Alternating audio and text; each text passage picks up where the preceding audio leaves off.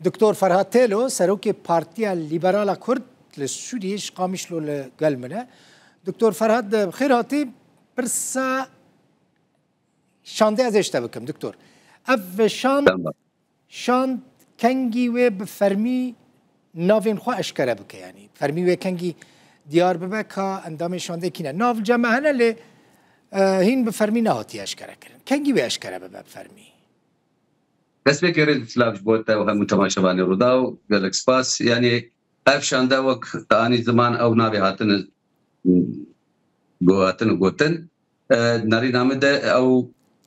کسانانه لی دکسی ایگو برز جنرال مظلوم عبده ایگو پیشنیار بکل گور رکفتن ایگو 26 نیسانه چه بو کنفرانس ها در خستن یعنی از کارم بینا دست بکی بیجم گرین بونا وینا گجارا پیشی کرد به همه رخصین خوی سیاسی کارن لهر بکن به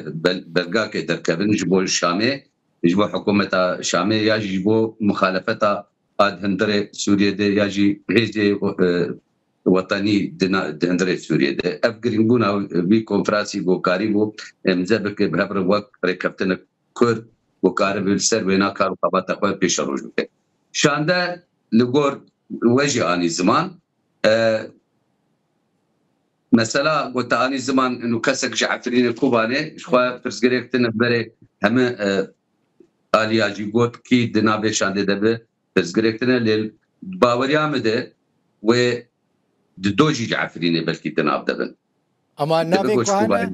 ناوین کوهانا دکتور فرهاد ناوین کوهانا نج عفرینی نج کومانی کسکتی دتنه یعنی اگر مظلوم عبدی جنرال مظلوم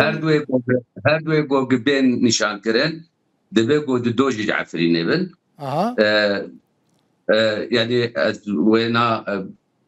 کارم نه تکرز بکم او جم جنرال مظلوم عبد من اللي جور اغايا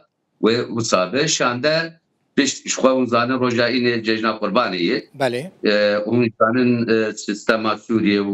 وزانه بكيده سلادار سوريا مساله قربانيه وججنا وهر وها وافشانده بيشتي ججنا قربانيه لي ده عليكي شابمني واب شانده قاربه وكونفرانسكي للدار اعلام بك بكنجي هر شامش وابا جرك بالجور اغايا وكيدنجي شونا شامي او ريكفتني جول قال شامي تشيب او ديالوغا جو تشيب گفتگو تشيب او شانده بيش جبغاره وكونفرانس كي دين تشيك تشافمني هم بارتي سياسي هر دو الياجي و گندنا هر دو اليادجي وكاربن بله تشتي يعني كيجان انجامي وانا گفتگو بكن برخصني سياسي ججنه دكتور فرهاد پشتی ججنه يعني تخمين كرن افشاند کنگی به چشامه يعني باوري عمد ججن امزان ججن رمضان سيروجن ججن قربان بينجونه باوري عمد دبگو پشتی پينجوجا ججن قربان بري خو بدشامي باشه انها همو پارتين دناوا انجمنه و پارتين دناوا پيانكه دجي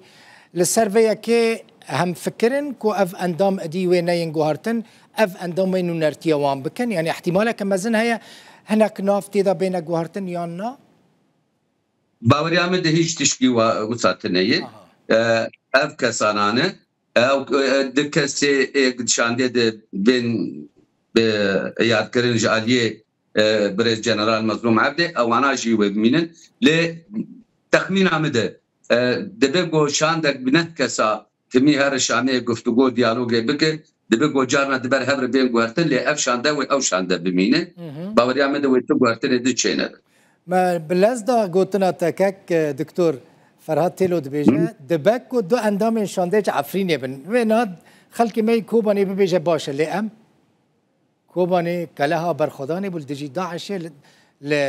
لكوباني داعش شكست كان تجي يكيش كوباني وايت نجبروي بنير نجبروي از 35 سالش كوباني در كتمه لكوباني تزاني يعني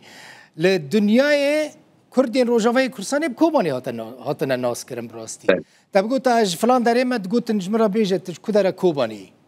يعني كوباني چقاس دوري ويجي يا جرينجا كو براستي نونرين وي هريمه نونرين هريمه عفنه ونونرين هريمه جزيره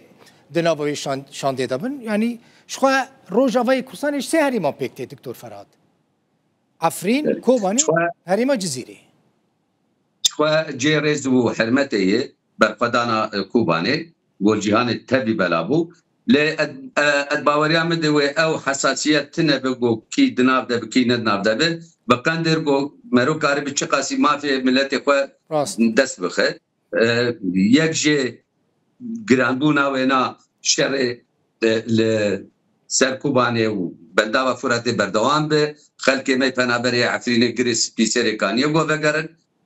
كاري به ديالوج لپیش كبه جو ما في كرداب دست كبه مسئله نتویدد مسئله زمان دد مسئله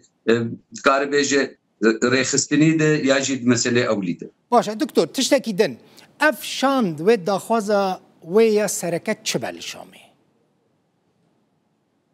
یعنی وقت او خاله قد کنفرانسی 26 هات 25 خاله یا 26 خاله 11 خال یه سر آستا کردی بود بازده خارجی سر آستا سوریه بگشتی بود نرین آمده اویا دیتر و ترکیز بشخواست خوازم بیش بینم زمان او شانده آره و بریا خوصر چو باوری آمده وقت فشاره که جی لسر حکومت شامه دکه گو ریب لپیشیا شانده کردی و دکه او خاله سر آستا سوریه بگشتی و سر آستا باکور روشلات سوریه او شانده آره و برای خسر گود دناب کرد جیخوا شخوا استرکه گرتبون برز فوزا یوسف سوزار حاجی وانا اف شانده کردی باوری آمده و بهتر تکس بکه سر آستا روجاوای کردستانی مافی ملت کرد وقت سوریه کنه نابدی از کارم بیجم یعنی مثلا نابدی بشکی پرفری نابدی اداری یا سیاسی یا جغرافی شخوا نابدی نوک فیدرالیه ادبیجیم لگور دیالوگ الگفتگو لکو بسکنه جیبو